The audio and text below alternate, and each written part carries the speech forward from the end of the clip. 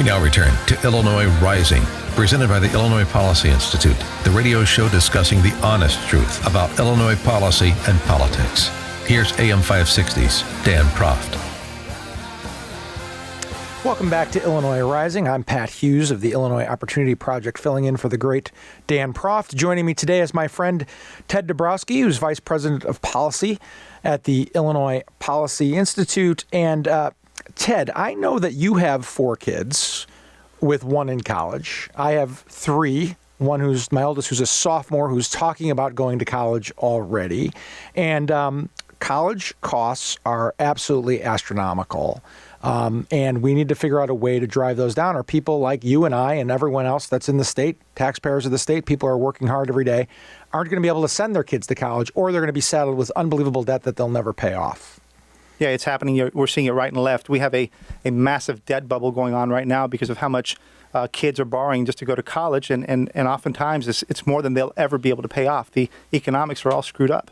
Yeah, and the colleges now, Chicago State in particular, are complaining that because we have this budget impasse between the governor and the speaker, that certain funds are not being given to the state universities to operate. And obviously, you know, the budget impasse potentially is a problem for those folks, but the real problem, I think, is the structural cost of education and how that cost continues to grow well above the rate of inflation, well above the rate of people's ability to save or work or get raises to their income in order to afford it. And I think that's really the real culprit. And we have a guest on the show today, Richard Vedder.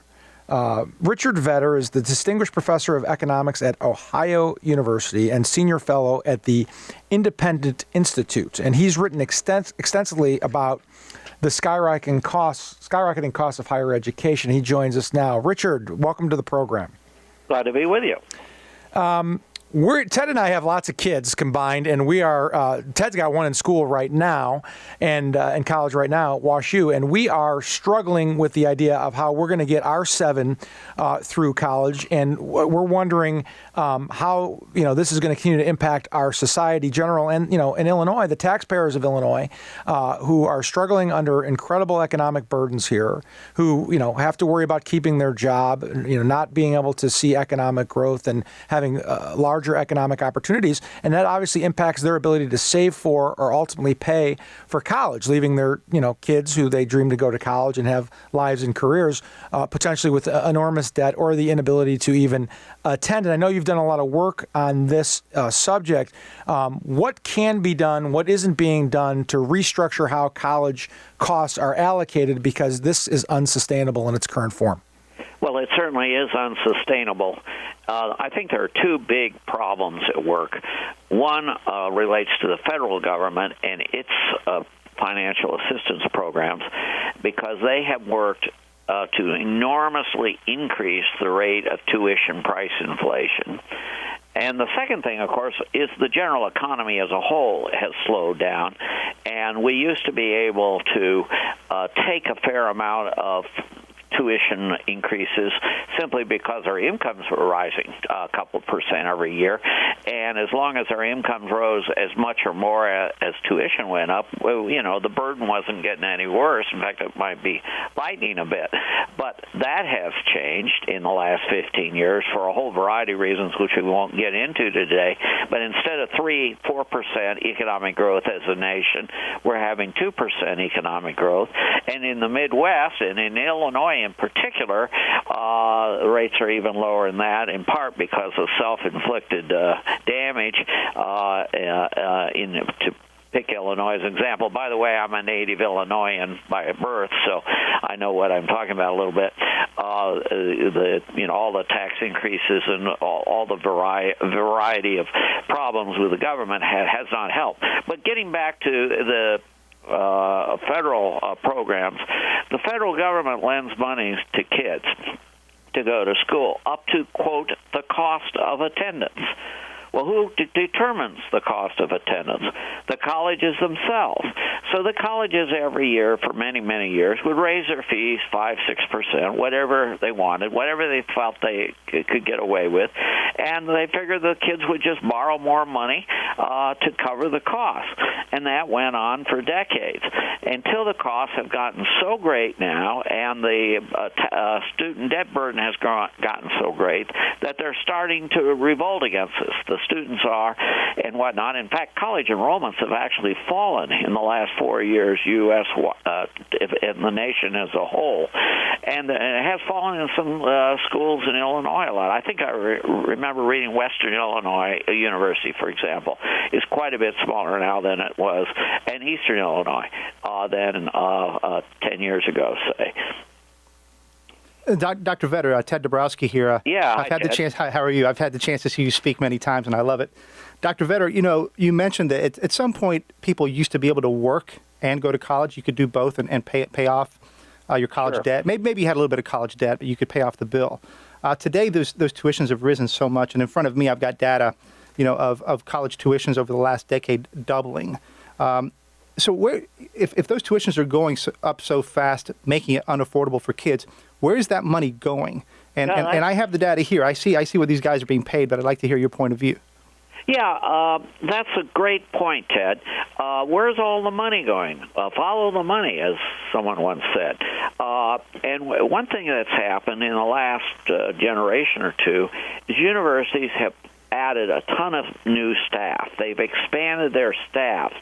So whereas in most of the American economy, we make progress by cutting the number of workers it takes to do any given task. We raise productivity in order to have rising living standards and economic growth.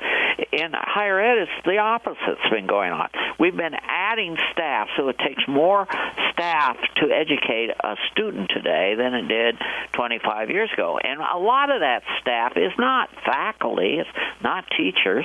A lot of that staff is administrative staff. We've added sustainability coordinators, diversity coordinators, assistant provosts for international affairs, all kinds of new positions at universities, PR specialists and all, and this is enormously added to cost. In addition, as money is practically dropped out of airplanes over campuses by governments in the form of these loans, it actually goes to the students who then pay it to the university.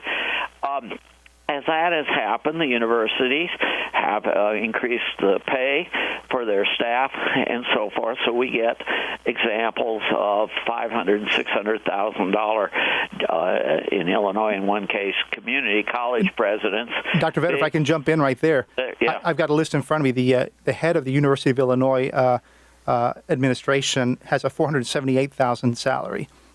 NIU, Northern Illinois University, $450,000. Southern Illinois, $430,000. These are just amazing salaries when we're having to cut grants to low-income students that are just trying to get into the economy. Yeah, and those salaries really don't report at all. I looked at the contract president of the University of Illinois. Now, this has been 2-3 years ago. You get memberships at the country club. In the case of the U of I president, Champaign president, not only in the country club in Champaign, Urbana, but a club in Chicago as well. You get often cars provided for, a house, a lot of other amenities, and of course that doesn't even talk about what's going on in intercollegiate athletics with the coaches who are getting paid even far more. So there has been a lot of extravagance in universities, in my opinion. By the way, I've been teaching for 50 years, and I'm a graduate of the U of I. So I have 2 degrees from the University of Illinois. So I can tell you that there's a lot more what many people would call waste, certainly luxury accommodations, fancy buildings, climbing walls, you name it, than there was a generation or two ago. Dr. Vetter, I'm sorry to interrupt. It's Pat. We only got about a minute left, and I just want to get is the answer, and if you quickly sum it up, is the answer restructuring how these federal loans are operated and given out? Because it seems to be that there's this sort of giant subsidy. The universities are in on it, and that's artificially driving up costs. What's the in 30 seconds? What's the solution? Well, first, the federal government ought to get out of the loan business, but if they're going to continue, and if the state of Illinois is going to give money out, instead of giving it to universities, why don't they give it to the students themselves? Let the students direct how the resources are used. The students are the ones that are being neglected in this. They're the ones that are being hurt in this. Give the money to the kids to pay for tuition, and let them direct how the resources, where the money goes.